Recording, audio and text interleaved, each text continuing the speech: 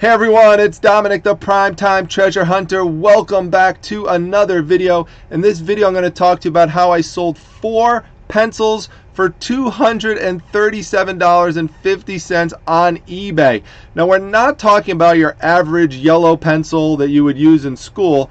We're talking about 4 very special pencils indeed. I'm going to take you over to the screen that shows the completed sale on eBay from my account.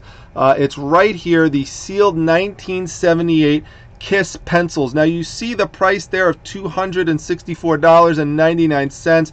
That was my listing price. Someone made me an offer of $210 and I met them in the middle at $237.50. Now when you find out that I basically sourced these items for free at a garage sale, I'm going to tell you that story in a moment, you might wonder why I turned down the $210. Well, I didn't really turn it down, I counter-offered. But why did I do that? This goes back to a prior video that I did in which I talked about knowing about the data for your items, and I know about the comps for this item. I know that they sell very well when they're sealed. They could even sell for as high as $300 just depending on the market and who's exactly looking for them. So I knew $210 was actually a little bit low and I could get some more for it. And also a couple other things, the person's username, I've talked about this in prior videos. Use the person's username as a way to figure out sometimes whether or not they may really want the item. And this person's name, the person who bought it, had the word Kiss in it. So that tells me this is a Kiss collector, plus the person was from California. And there's a lot of kind of lucrative areas in California as well, where people have a lot of money, disposable income to spend on collectibles like this. So all those things kind of played into me being confident and making a counter offer at $237.50. So that's a little insight there on how to use some psychology during the negotiation process. And if you're interested, by the way, in other videos about the psychology of negotiation, I have a whole playlist of those on my YouTube channel, so you can go check out. Just look for the negotiation section. But the story about how I got these, which I want to pass on to you, because if I was able to find these, you could definitely find these too. I went to your average garage sale, and well, it was billed as your average garage sale. When I went in there, it looked, by the way, from the outside like a pretty rundown home, and you couldn't even see really the items that were being sold. It was like a dirt driveway. I pulled up, the guy told me, park off to the side. So I park off to the side, I go in, and actually I was excited that first day I went there. I wound up getting a bunch of comic books, and it turns out this guy was a biker.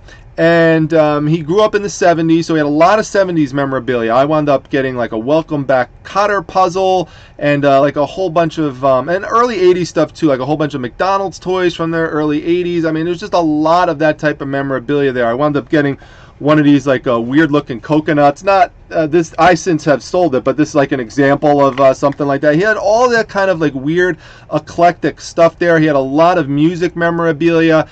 So these Kiss pencils were part of what was there. Now it turns out that this guy was basically at the point in his life where he just wanted to kind of ride the country in his Harley, and he was just getting rid of a lot of stuff in his house so he could just go out and do this cross-country Harley run. And he was basically giving stuff away almost.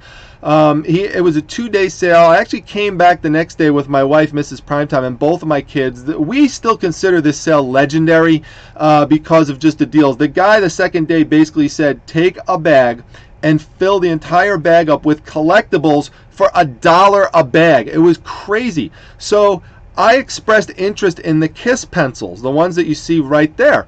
And he just said, here, you could just have them. He just tossed them into the box or into the bag.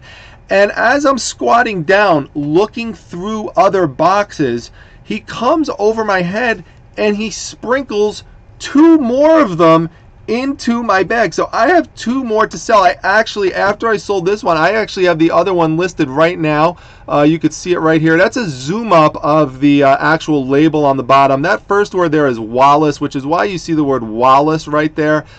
People will search for that. Remember, there's not only vintage Kiss collectors, but there are also vintage pencil collectors. You may know about the Kiss collectors, but the pencil collector part might surprise you. And there are people who will pay a very high amount of money for vintage pencils, even just single pencils. So if you just found one of these Kiss pencils somewhere at an estate sale or a garage sale somewhere, one of them, now not sharpened, but you could sell that one pencil for $40.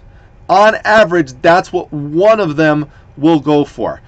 Sharpened, you probably could sell as well, just as long as it wasn't like, you know, really, really short. But if you ever see vintage pencils, pick them up. One of the estate sales I did recently, it's the one that's entitled, it has the word secret in it. It was a secret sale, a private sale.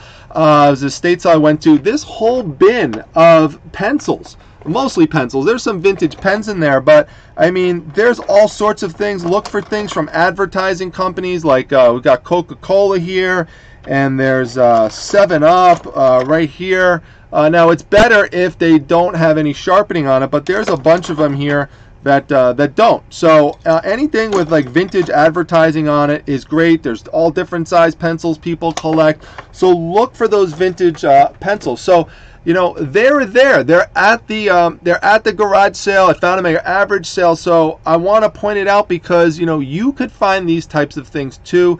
Make sure you do your research on your items. This is just another example of that. It allows you to be confident to counter offer at, you know, even with high price items like this. And, you know, be strategic in terms of, you know, making sure you're using your keywords in an intelligent way. So you could see here, I have that they're sealed. That's very important. Someone would type that in if they're looking for these types of pencils. I'll even give you just a zoom up here of some additional parts of the pencil that you could see. Here you can see on the back, we even have the original sticker on there for the price, and that is something also that adds a little bit of collectability to it. Don't peel that off. Keep that on there. People like that. It brings it back to the original state. And here you could see as well, you know, just a zoom up of these pencils and how cool they are.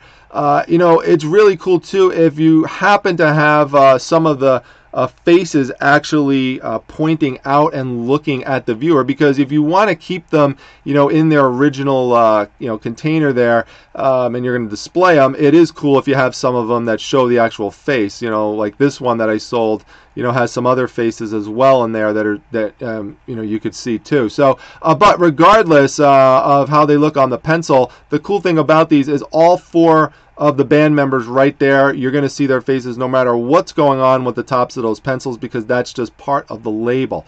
So so that's really cool. Make sure you get a zoom up of the bottom part of the label, because people do like to see this information and get a real good close up on the year. That helps as well.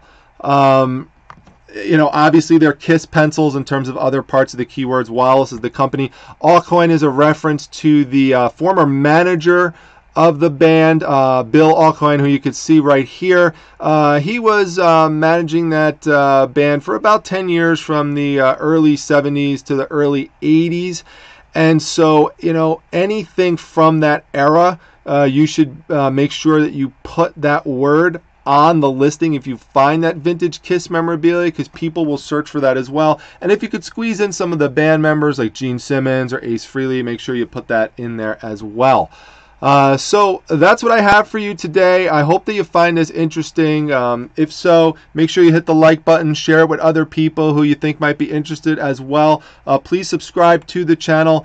Make sure, by the way, you come to the Facebook Reselling Resource Center. This is the item I highlighted yesterday, as you can see here. This is the Facebook group, by the way. If you're not a member, this is what it looks like right there. And we have over 10,500 members right now. And one of the things that made the group popular is, and I have consistently done this almost every day, I've barely ever missed a day, is this Bolo of the day right here. So yesterday I focused on the Kiss pencils, but every day I put up, if you're new and don't know, Bolo means be on the lookout. So it's a be on the lookout item. And by the way, let me give a shout out. If you like Bolos, go visit the channel Bolo Buddies by Courtney. It's an amazing channel. She exclusively focuses on Bolos. She's great.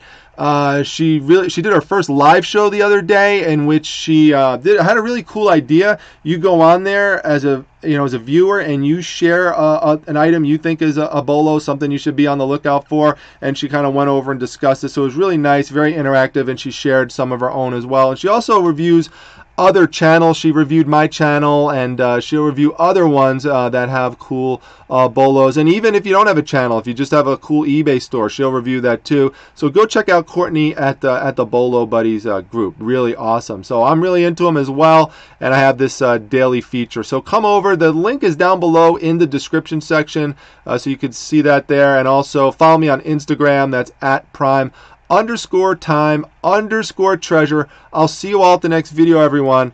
Take care.